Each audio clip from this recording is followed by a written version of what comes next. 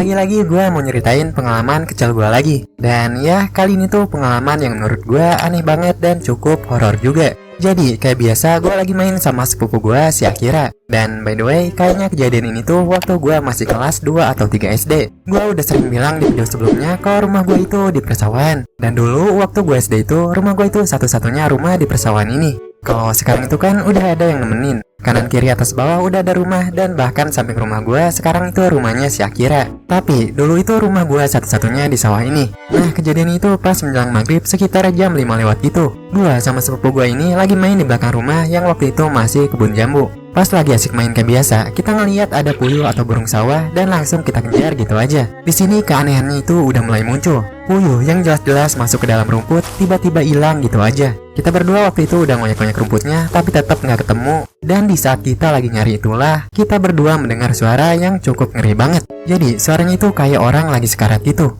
Dan itu kita berdua denger jelas banget. Padahal di kebun jambu itu nggak ada sama sekali orang selain kita berdua. Gak lama, karena suaranya itu makin jelas, gue sama si Akira lari saat itu juga. Di sini kita mencar lewat jalan yang berbeda. Dan ya, pas kita udah sampai rumah, gue ngeliat sepupu gue ini lagi kelihatan panik itu. Katanya, pas kita lari mencari itu, sepupu gue ditampakin sosok yang mukanya itu hancur lebur. Karena gue lewat jalan lain, gue jadi gak lihat apa yang sepupu gue ini lihat. Setelah kita berdua nyeritain kejadian tadi ke orang tua sama nenek gue, katanya emang kalau ada penunggu di kebun jambu belakang rumah gue itu.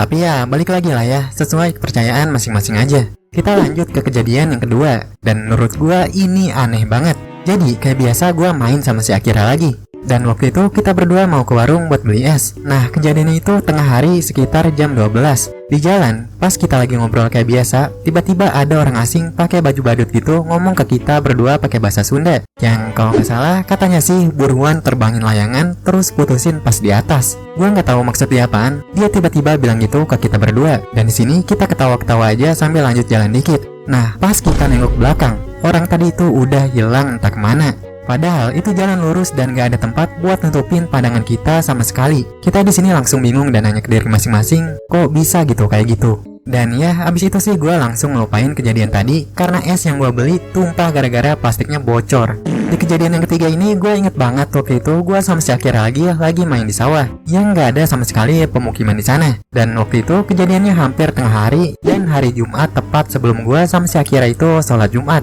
Jadi kita lagi jalan di sawah yang samping kirinya itu tanaman berambat yang tinggi banget. Dan di samping kanan kita tuh persawahan gitulah yang cukup luas. Dan ada pepohonan lain juga di seberangnya lagi.